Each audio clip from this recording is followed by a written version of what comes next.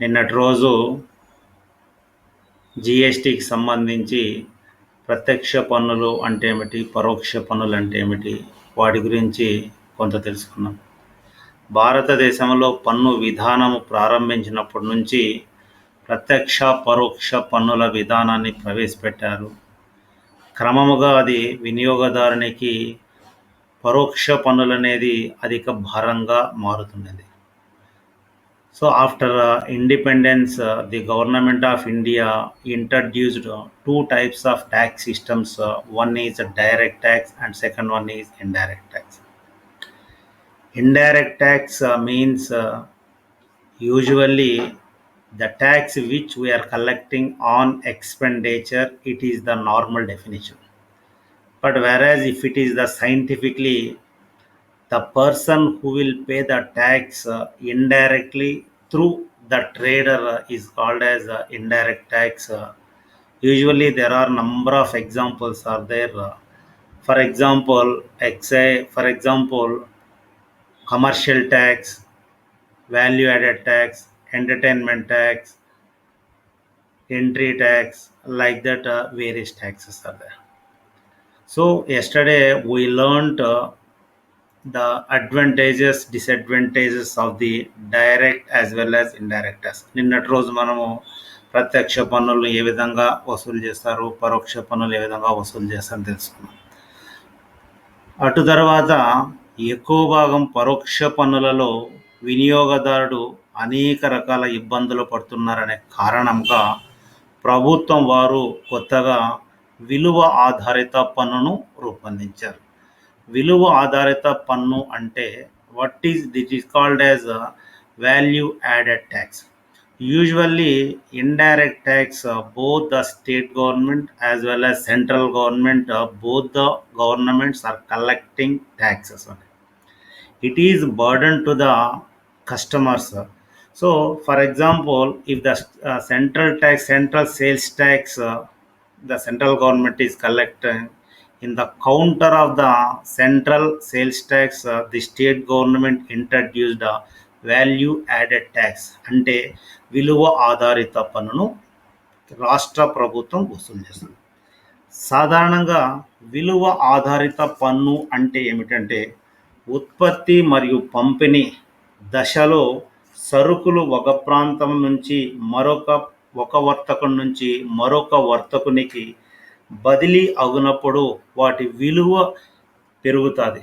పెరిగిన విలువపై వసూలు చేసే పన్నులను వ్యాట్ అంటారు. Usually the producer at the time of production and the type of distribution, the material will be exchanged from one person to other person. When it is exchanged person to person, it can raise the rate only. So when they are been collecting excessively from the customer only, that tax is called as value added tax. So భారతదేశంలో ఈ ప్రతి రాష్ట్రంలోనూ VAT అనేది వసూలు చేస్తున్నారు. విలువ ఆధారితంగా వసూలు చేస్తున్నారు. గతంలో కొన్ని వస్తువులు ఉంటాయి, నశ్వర వస్తువులు, the material which may not be useful for the people. Even if they can be transport from one state to other state, compulsory each and every state government will collect the tax only. It is a burden to the customer only. When it comes to the ultimately when it comes to the consumer feels that it is highly expensive only. For that, nowadays there is in the counter part of the VAT, the government has changed the all types of indirect taxes, and also they have introduced the new system of taxes. So now we can know what is meant by what are the advantages of the VAT only. Usually విలువ ఆధారిత పన్ను వలన ప్రతి ఒక్క వినియోగదారునికి కలిగే లాభాలు ఏమిటంటే elimination of deficiency of sales.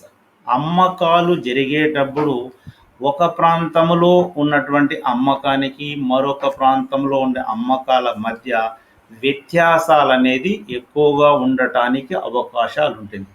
ఎక్కడైతే తక్కువ ధరలో వస్తువులు ఉంటుందో అక్కడ వినియోగదారుడు కొనుక్కునే అవకాశం అనేది ఉంటుంది. రెండవది వచ్చి వస్తువులు ఒక ప్రాంతం నుంచి మరొక ప్రాంతానికి మార్పు చేసేదానివల్ల ధరలో క్షీణత అనేది వస్తుంటుంది. ఈ వ్యాట్ వల్ల కలిగే రెండవ ప్రయోజనం అంటే ఫాల్ ఇన్ ప్రైసెస్. ధరల్లో ఒక ప్రాంతానికి మరొక ప్రాంతం మధ్య వ్యత్యాసాలు, క్షీణత అనేది ఉంటుంది. తర్వాత మూడవది వచ్చి సింపుల్ క్యాలిక్యులేషన్. వ్యాట్ అనేది ప్రతి రాష్ట్ర ప్రభుత్వము రూపొందించుకున్నటువంటి పన్నుల విధానం కాబట్టి వారు పన్నులు లెక్కించేటప్పుడు సులభతరంగా లెక్కించుకునేదానికి అవకాశం ఉంది. So the third advantage is simple calculation. నాలుగవ లాభం ఏంటంటే ట్రాన్స్పరెన్సీ అనేది ఉంటుంది. ఒక రాష్ట్రం నుంచి మరొక రాష్ట్రానికి వస్తువులు చేరవేసేటప్పుడు వారు తప్పనిసరిగా వాటిపైన వ్యాట్ అనేది విలువ ఆధారిత పన్ను అనేది వసూలు చేస్తారు. కాబట్టి వస్తువు ధరలలో ట్రాన్స్పరెన్సీ అంటే ఖచ్చితత్వం అనేది ఖచ్చితంగా ఉంటుంది. తర్వాత ఐదవది వచ్చి ఫెయిర్నెస్ ఇన్ ట్యాక్స్ సిస్టమ్. పన్ను విధానములో ఒక స్పష్టత అనేది ఉంటుంది. పన్ను విధానంలో ఒక రాష్ట్రానికి మరొక రాష్ట్రానికి మధ్య వ్యత్యాసాలు అనేది లేకుండా ప్రతి రాష్ట్రంలో ఎక్కడ వెళ్ళినా ఆ వస్తువు యొక్క విలువను ఆధారంగా చేసుకొని యొక్క పన్ను అనేది నిర్ధారించబడుతుంది. తర్వాత ప్రభుత్వానికి ఆరవ లాభం ఏమిటంటే ఎక్కువగా ఈ యొక్క వ్యాట్ వలన ప్రభుత్వానికి రెవెన్యూ గ్రోత్ అనేది ఎక్కువ పెరుగుతుంది. ప్రతి వస్తువుని వినియోగదారునికి చెందిన ప్రతి వస్తువుని ఉత్పత్తిదారు నుంచి వినియోగదారునికి అందే లోపల వివిధ దశలలో వస్తువు మార్పిడి చెందుతూ వస్తుంది. కాబట్టి when it is been shifting from producer to consumer, it has there is a long variation is there. For that the government usually they will get more taxes from the customer only, meanwhile the government will get more revenue only. The last one, it is chance to, there is a less chance to aviation of the taxes. పన్ను ఎగవేసేది ఇందులో చాలా తక్కువగా ఉంటుంది. కాబట్టి ప్రతి వస్తువు పైన పన్ను తప్పనిసరిగా వసూలు చేసే అవకాశం ఉంటుంది. పన్ను ఎగవేసేదానికి ఎవరికి కానీ ఆస్కారం అనేది ఉండదు. For example, once again I will tell the advantages. The first one is elimination of deficiency of sales. అమ్మకాల వ్యత్యాసం అనేది చాలా తక్కువగా ఉంటుంది. ద ఫాల్ ఆఫ్ ప్రైసెస్, ధరలో క్షీణత అనేది ఉంటుంది. మూడోది వచ్చి సింపుల్ క్యాలిక్యులేషన్. వ్యాట్ లెక్కించడము చాలా సులభంగా ఉంటుంది. ఇందులో ఖచ్చితత్వం అనేది ఉంటుంది. ట్రాన్స్పరెన్సీ అనేది తప్పనిసరిగా పాటించవలసి వస్తుంది. The fairness of tax system. ఇందులో పన్ను విధానంలో స్పష్టత అనేది ఉంటుంది.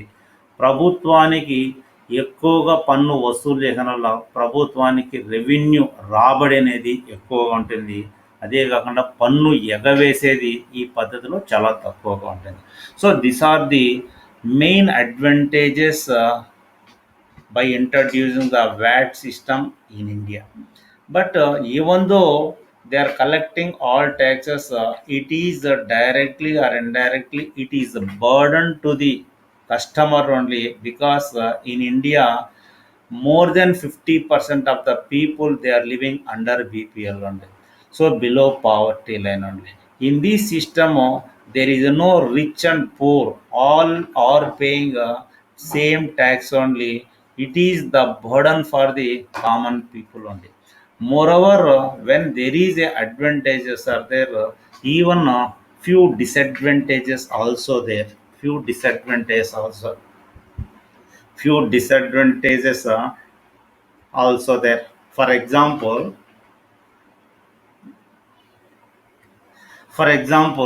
it has the VAT will have some limitations are there. Means ఈ వ్యాట్ వలన కొన్ని వీటికి పరిమితులు కూడా ఉంది. ఇందులో మొదటి లిమిటేషన్ హెవీ కంప్లైంట్స్ కాస్ట్. అంటే ధరలు ఒక రాష్ట్రం నుంచి మరొక రాష్ట్రానికి సరుకుని ఒక ప్రాంతం నుంచి మరొక ప్రాంతానికి తరలించే దానివల్ల ప్రతి రాష్ట్రంలో పన్ను వసూలు చేయడం వల్ల వస్తువు యొక్క ధర అనేది ఎక్కువగా ఉంటుంది. So heavy complaints cost. So because of the VAT the customer want to burn the heavy charges only. For that customer used to feel it may be high cost. Second limitation, bogus invoice సృష్టించడానికి అవకాశం ఉంటుంది. There is a lot of chance to prepare the bogus invoices అండి. అంటే వ్యాపారస్తుడు తను ఎక్కువ లాభాలు సంపాదించే ఉద్దేశంతో వస్తువు యొక్క ధరను పెంచాలనే ఉద్దేశంతో తప్పుతో కూడుకున్నటువంటి ఇన్వాయిస్ ధరను సృష్టించి ధర ఎక్కువగా పెంచేదానికి అవకాశము కల్పిస్తారు. The second problem is there is a trader can create a bogus invoice. The మూడో పాయింట్ వచ్చి it is highly disadvantages for lower income group. ఈ యొక్క వ్యాట్ అనేది తక్కువ లేదా అల్పాదాయ వర్గాల వారికి ఇది చాలా వరకు ఇబ్బందిగా ఉంటుంది. ఎందుకంటే there is no difference between lower income group as well as upper limited income group only. For that there is both the people are equal, so that the small lower income group people also feel it is highly expensive. నాలుగోది వచ్చి no ICT for interstate purchases. అంటే ఇక్కడ ITC అనేది interstate purchase అనేది కేవలము ITC కొనుగోలు పైన పన్నులు ఉంటుంది, అదే ప్రకారము అమ్మకాల పైన ఉంటుంది. ఎప్పుడైతే ఇతర రాష్ట్రాలలో మనము కొనుగోలు చేసే దానివల్ల అక్కడ ఐటీసీ సౌకర్యాలు అంతర్రాష్ట్ర కొనుగోలు పైన చాలా తక్కువగా ఉంటుంది. కాబట్టి ఇది ఎక్కువగా వ్యాపారస్తునికి లాభదాయకంగా ఉంటుంది, వినియోగదారునికి నష్టదాయకంగా. ఇవి కాకుండా ఈ యొక్క వ్యాట్లో ముఖ్యంగా ప్రధాన ఉద్దేశం ఏమిటంటే ట్రేడరు సాధ్యమైనంత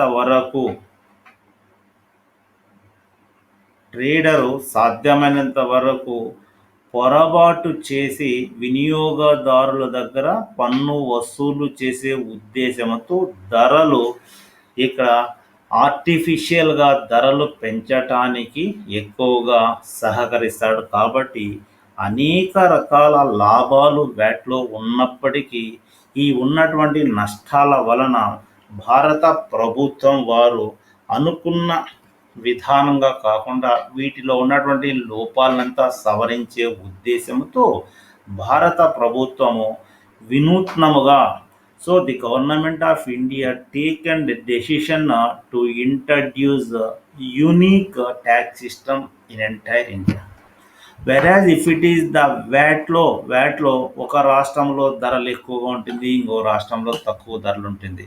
ఒక రాష్ట్రంలో ట్యాక్స్ ఎక్కువగా ఉంటుంది, ఇంకో రాష్ట్రంలో తక్కువ ఉంటుంది. కాబట్టి where the taxes are low, where the price rate may be low, the customer is unable to notice. For that ultimately the consumer will lose the financial background or financial support only. కాబట్టి చివరికి దేశవ్యాప్తంగా ప్రతి వినియోగదారుడు ప్రత్యక్షంగానూ పరోక్షంగానూ చాలా నష్టపోతుంటాడు. కాబట్టి ఈ నష్టాన్ని నివారించే ఉద్దేశంతో కేంద్ర ప్రభుత్వము 2014 జూలై 1 నుంచి కొంతమంది అధికారుల యొక్క పర్యవేక్షణలో జిఎస్టి అనేది ప్రారంభించాలని తలంచినారు. సో తలంచి ఒక కమిటీని నిర్ణయించి ఈ కమిటీ సుమారు 3 సంవత్సరాల ప్రయాస వలన వారు వివిధ దేశాలను సందర్శించి వాళ్ళు ఉన్నటువంటి లోటుపాట్లంతా సవరించి 2017 జూలై 1 నుంచి జిఎస్టి అనేది అమలుపరచడానికి సహకరించారు. అంటే జిఎస్టి అవలంబించడానికి ప్రధాన కారణం ఏంటంటే భారతదేశంలో what is the main intention to start GST means to give more importance to the customer only. కాబట్టి ఈ కన్జ్యూమర్కి అన్ని విధాల లాభాలు కల్పించాలనే ఉద్దేశంతోనే భారత ప్రభుత్వము ఇన్ ద ప్లేస్ ఆఫ్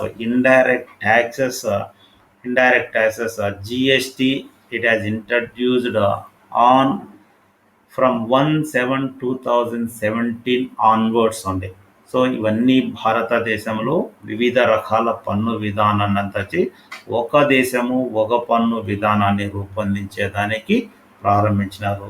ఈరోజు మన క్లాసులో ఇండైరెక్ట్ ట్యాక్స్ వలన కలిగే లాభ నష్టాలతో పాటు వ్యాట్ అంటే ఏమిటి, వ్యాట్ వలన కలిగే లాభాలు నష్టాలు తెలుసుకున్నాము.